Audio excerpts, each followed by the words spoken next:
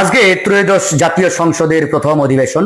আমার অত্যন্ত ভালো লাগছে, আনন্দিত। আমি সংসদে যেতে পারি নাই, এটা আমার জন্য যতটা কষ্টের তার থেকে বেশি আনন্দের যে আজকে একটা জনগণের প্রতিনিধিত্বশীল জাতীয় সংসদ আমরা পেয়েছি।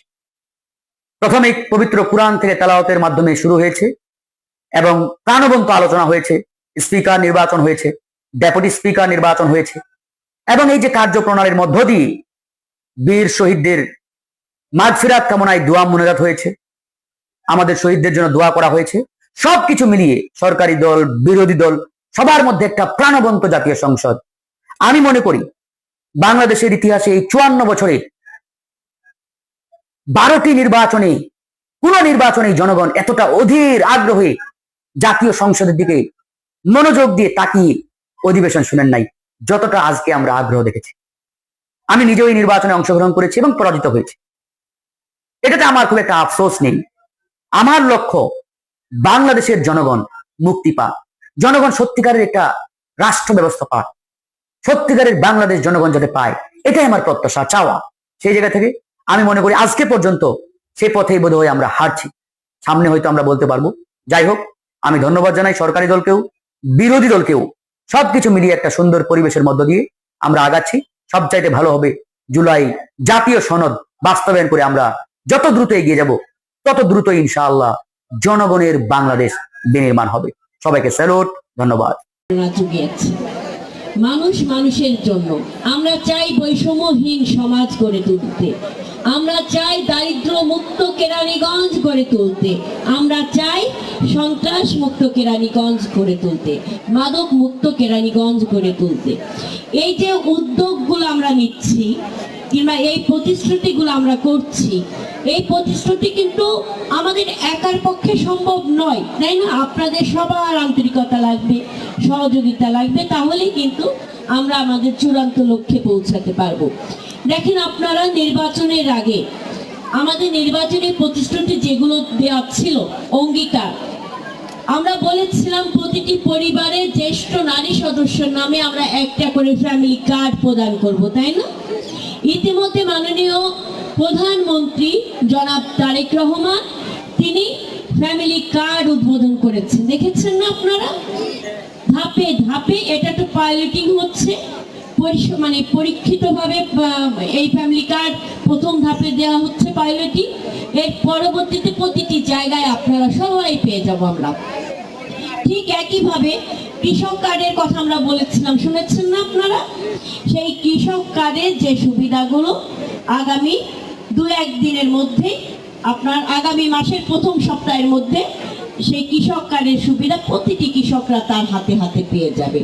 আপনারা খাল খননের কথা শুনেছেন না, যে আমরা খাল খনন কর্মসূচি করব, যে খাল খনন করার পরে আমাদের পানি প্রবাহ বাড়বে, জল প্রবাহ বাড়বে এবং আমাদের পরিবেশ দূষণ মুক্ত হবে। আমরা ওই খালের 2 ধারে আমরা বৃক্ষরোপণ করব, যে বৃক্ষকে পরিচর্যা করবে আমাদের গ্রাম বাংলার নারীরা, যার মাধ্যমে ওই বৃক্ষ থেকে যা আয় হবে সেটা তারাই ভোগ করবে। শুনেছেন না? আগামী 16 তারিখ এই কেরানীগঞ্জ, ঢাকা 3 এবং সারা বাংলাদেশে দেশনায়ক জনাব তারেক রহমানের নেতৃত্বে দিনাজপুরে শুরু হবে এবং সারা বাংলাদেশে খাল খনন কর্মসূচি হবে। তার মধ্যে এই কেরানীগঞ্জেও আমাদের দিঘির পাড় আমরা খাল খনন কর্মসূচি করব সকাল 10টার সময়। অর্থাৎ আমরা যে প্রতিশ্রুতিগুলো দিয়েছি, প্রতিটি প্রতিশ্রুতি একদম অগ্রাধিকার ভিত্তিতে মাননীয় প্রধানমন্ত্রী তিনি কিন্তু পালন করছেন। কি দেখছেন আপনারা? কি দেখছেন আপনারা? দেখে তো হাত তোলেন তো, কারা দেখছেন আপনারা? কারা উপলব্ধি করছেন এগুলা? এটা কি গণমানুষের জন্য? আপনাদের অধিকার হচ্ছে না, প্রতিষ্ঠিত হচ্ছে না? আপনাদের যে প্রতিশ্রুতি দেয়া হয়েছে, দেখেন 22 দিন যেতে না যেতেই ফ্যামিলি কার্ড তিনি মানুষের হাতে তুলে দিয়েছেন, তাই না?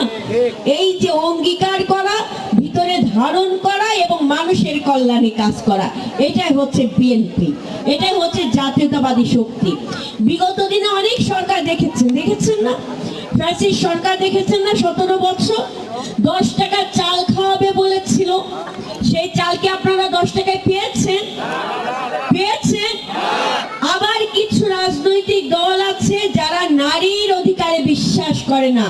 নারীর ক্ষমতায়নে বিশ্বাস করে না, তাদের যে কথাবার্তা আপনারা শুনছেন, নারী বিদ্বেষী কথাবার্তা, সেই জায়গায় নারীকে স্বাবলম্বী করার জন্য, নারীর অধিকার নিশ্চিত করার জন্য বাংলাদেশ জাতীয়তাবাদী দলের সরকার, তারেক রহমানের সরকার সর্বপ্রথম এই নারী অর্ধেক জনসংখ্যার নারীকে স্বাবলম্বী করার জন্য তিনি ফ্যামিলি কার্ড তিনি উদ্বোধন করেছেন। অর্থাৎ আপনাকে মাথায় নিতে হবে, একজন নারী যদি স্বাবলম্বী হয় একটা পরিবার স্বাবলম্বী হবে, আর একটা পরিবার যদি স্বাবলম্বী হয় একটা সমাজ স্বাবলম্বী হবে, সেই সমাজ স্বাবলম্বী হলে আমার দেশ স্বাবলম্বী হবে। তাহলে আমরা কি, আমরা জনগণে আমরা স্বাবলম্বী বাংলাদেশ গড়তে চাই। আপনাদের আজকে যে এখানে আপনারা উপস্থিত হয়েছে, আমি দেখছি যে এখানে ম্যাক্সিমাম বলা যায় যে 80% হচ্ছে নারী এখানে উপস্থিত হয়েছে, এবার 90% নারী এখানে উপস্থিত হয়েছেন। আমি একটু মা বোনদের হাত উঁচু করেন তো দেখি তো কতগুলো হাত উঠে, সবাই হাত উঁচু করি দেখি, সবাই, বাহ।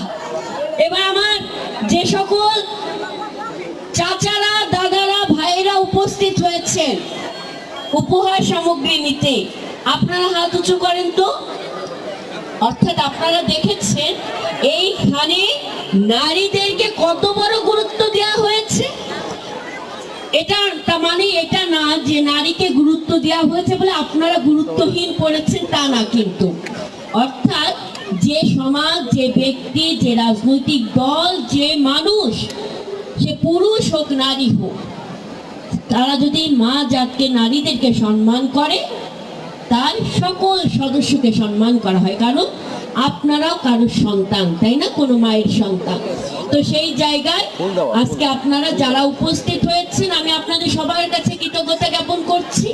এবং জনির, দীপু, শাহিন ভাই, সোহেল, আমাদের থানা